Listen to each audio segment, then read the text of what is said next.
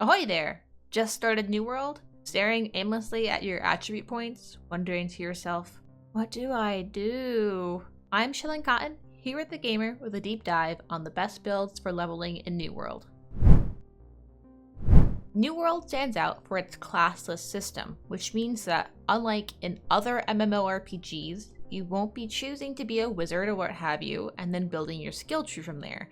In New World, your class, so to speak, is your weapon combination. You can build your own class by mixing different weapons, investing in certain skill trees, and assigning your attribute points.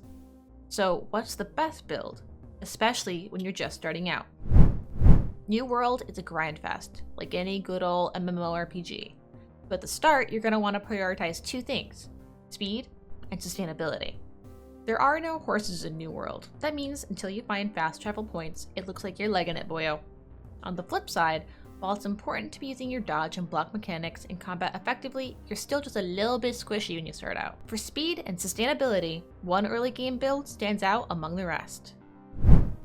By far, the Hatchet and Bow is one of the strongest builds to start with in New World. The Berserk ability alone is worth investing in a Hatchet. It not only increases your damage for a short amount of time, but when mastered can boost your speed by 20%. There's also Berserking Refresh Mastery, which will regenerate your health while the Berserk ability is active. Pair it with the bow, and not only are you practically unkillable, but you become almost untouchable. Investing in the Archer's Speed Mastery will grant you a speed boost whenever you switch to your bow. With this combination, you can open up any fight with a penetrating shot from your bow before switching to the hatchet and just going berserk, literally. You'll be plowing through enemies like it's nothing. For this build, you're going to want to pour most of your attribute points into strength, followed by dexterity.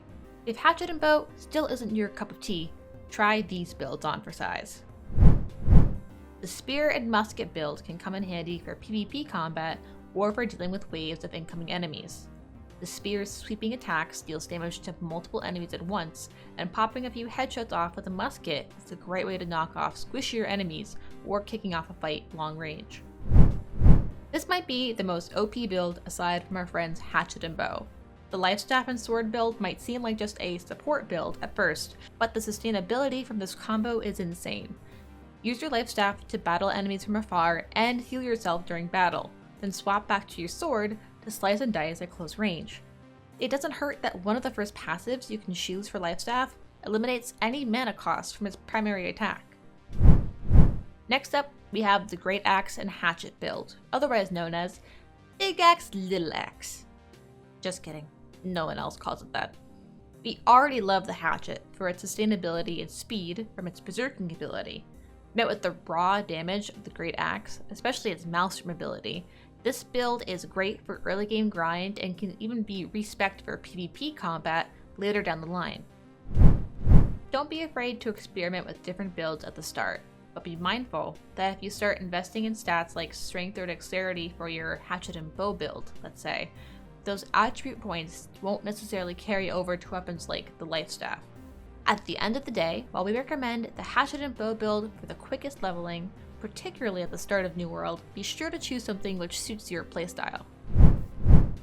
There's the lowdown on best builds for leveling in New World. For guides on everything New World, be sure to check out thegamer.com. Good luck on the grind, and we'll see you next time.